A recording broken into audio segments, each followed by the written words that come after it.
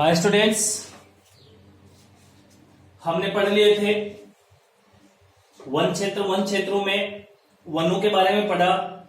उष्णकटिबंधीय सदाबहार वन पढ़ लिए, मानसूनी या पतझड़ वन पढ़ लिए। इसके बाद में हमने पढ़ लिया मरुस्थलीय या उष्णकटिबंधीय शुष्क वन। 3 वनों का हमने अध्ययन कर लिया। आज हम चौथे और 5वां 2 वन और पढ़ेंगे।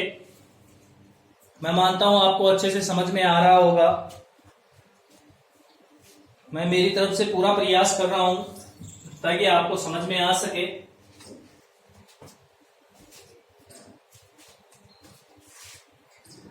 चलो अब पढ़ लेते हैं हम डेल्टाई वन।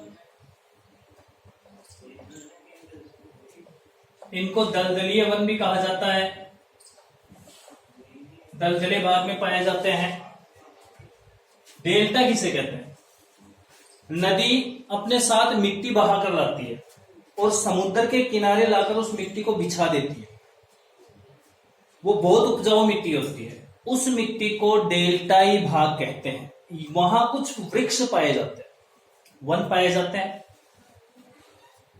आप जानते हैं यहां ब्रह्मपुत्र नदी आती है, यहां से गंगा नदी आती है। दोनों मिलकर एक बहुत बड़ा डेल्टा बनाती है।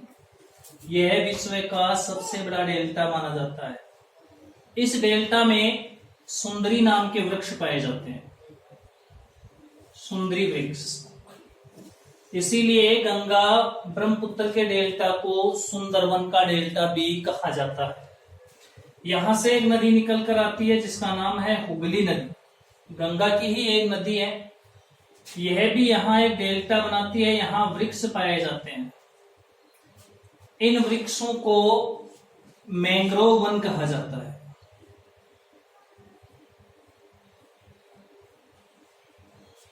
मैंग्रोव वन दामोदर नदी, कृष्णा, महानदी, दामोदर और कृष्णा नदी, कावेरी नदी के डेल्टा पर और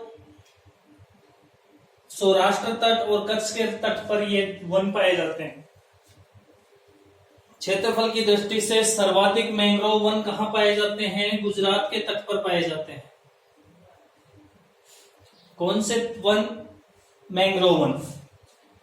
उसके बाद में दूसरा स्थान आता है आंध्र प्रदेश का। आंध्र प्रदेश में पाए जाते हैं। पहले स्थान पर गुजरात मैंग्रोव वनों में, दूसरे स्थान पर आंध्र प्रदेश। ये वन कैसे होते हैं? ये जंगल कैसे होते हैं? डेल्टा बिल्कुल समुद्र सतह के बराबर ही होता है। जब समुद्र में ज्वार उठता है तो पानी ऊपर उठता है, तो पानी अंदर तक आ जाता है। और जब पानी अंदर तक आता है तो इनकी जड़ें पानी में डूब जाती हैं। मान लीजिए ये वृक्ष है,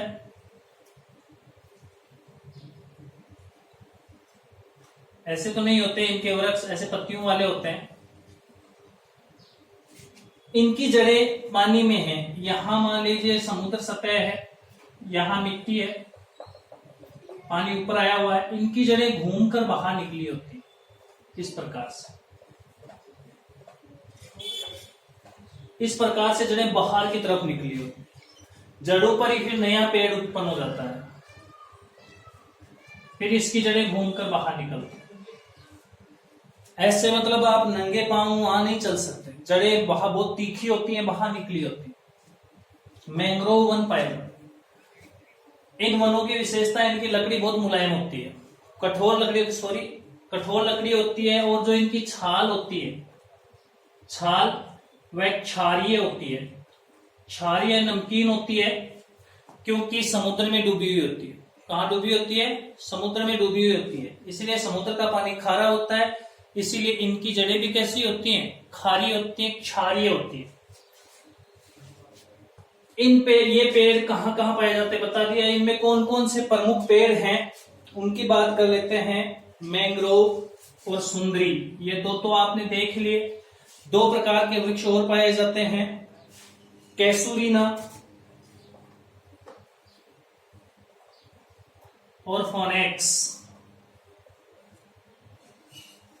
कैसूरीना और फोनेक्स 2 प्रकार के वृक्ष और पाए जाते हैं। और मैंग्रोव और सुंदरी वृक्ष यहां पाए जाते हैं। कहाँ होते हैं ये वृक्ष? नदियों के डेल्टाई क्षेत्र में, जहां पर ज्वार आने पर कई बार समुद्र का पानी ऊपर आ जाता है और समुद्र के पानी में इसकी ज्यादातर जड़ें डूबी रहती है। अब बात करेंगे हम पर्वतीय वनों की। पर्वतीय वनों को समझने के लिए सबसे पहले हमें यहाँ एक पर्वत बना लेना चाहिए, क्योंकि पर्वत पर जैसे जैसे ऊंचाई पर बढ़ते जाएंगे वैसे वैसे वनों के प्रकार बदलते जाएंगे। अलग अलग प्रकार के वन होते हैं पर्वतों के ऊपर, एक जैसे नहीं होते सारे। पर्वतीय वन, इनकी दूरी लिख लेते हैं। यहाँ 1500 मीटर, यहाँ 2500 मीटर, यहाँ 4500 मीटर, यहाँ 4800 मीटर। जैसे जैसे ऊंचाई पर जाते जाएंगे वैसे वैसे वनों का स्थिति बदलती जाएगी। जो नीचे 1500 है वहां दोनों प्रकार के वन पाए जाते हैं, सदाबहार वन भी पाए जाते हैं और साथ ही साथ पतझड़ वन भी पाए जाते हैं। दोनों वन पाए जाते हैं, सदाबहार वन भी और पतझड़ वन भी। कहां तक? 1500 मीटर तक। सतह से लेकर 1500 मीटर की दूरी तक पर्वतों पर कौन से वन पाए जाते हैं? सदाबहार वन और साथ ही साथ पतझड़ वन। 1500 से लेकर 2500 तक शीतोष्ण कटिबंधीय सदाबहार वन पाए जाते हैं। कौन सी पत्ती वाले? चौड़ी पत्ती वाले, क्योंकि सदाबहार वनों की पत्तियां कैसी होती हैं? चौड़ी पत्ती होती है।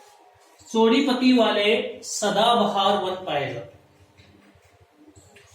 इनमें कौन कौन से हैं प्रमुख? देवदार, आक, देवदार, आक, बर्च, मेपिल, बर्च, मेपिल, गट्टापारचा, ये वन पाया जाता है। 2500 से 4500 मीटर पर यहां बर्फ गिरना शुरू हो जाती है, क्योंकि 4400 मीटर के पास में 0 डिग्री हो जाती है तापमान। जैसे ऊंचाई पर जाते जाते मैंने बताया था आपको, हिमरेखा मानी गई है लगभग कितने मीटर की? 4400 मीटर ऊंचाई पर। कौन सी? हिमरेखा। 4500 मीटर के पास जाते जाते यहां पर कोणधारी वन पाए जाते हैं। कोणधारी, आपने ऐसे वृक्ष देखे होंगे,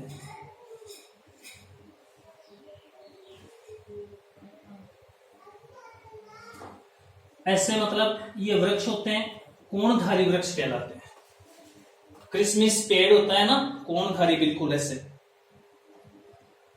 ऐसे पेड़ पाए जाते हैं। इनकी पत्तियां बहुत सख्त हो जाती है, क्योंकि ठंड में आप जानते हैं पत्तियों का सख्त होना बहुत जरूरी है, बहुत पैनी हो जाती है ऊपर से, ताकि बर्फ इनके ऊपर पड़े और रुके नहीं, नीचे आ जाए। इसलिए यहाँ, क्योंकि प्रकृति अपने अनुसार ही अपना निर्माण करती है।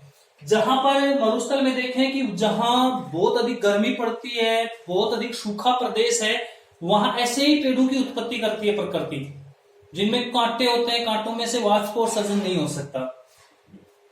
यहाँ बहुत वर्षा होती है, तो वर्षा वाले क्षेत्र में ऐसे ही पेड़ बनाए, चौड़ी चौड़ी पत्तियों वाले पेड़ बना दिए, क्योंकि आराम से पानी मिल रहा है, ये वाष्पोत्सर्जन भी अच्छा करते हैं। जब पेड़ वाष्पोत्सर्जन करेगा तो नीचे से जो उसको जल मिलेगा, वही जल फिर बादलों में परिवर्तित होकर संघनन होकर वापस इन पेड़ों पर गिरेगा। इसीलिए प्रकृति अपना नियम खुद ही बनाकर चलती है। यहाँ ऐसे पेड़ बना, अगर यहाँ नीम बबूल के पेड़ बना दिए तो बर्फ के अंदर बर्फ के अंदर ढलकर खत्म हो जाएंगे। इसलिए कौन से वृक्ष पाए जाते हैं? 2500 से 4500 के मध्य में कोणधारी वन पाए जाते हैं। इसमें कौन कौन से हैं? चीड़, स्प्रूस, फर, ये पेड़ों के नाम। चीड़, स्प्रूस, फर, स्नोबर, ब्लू पाइन,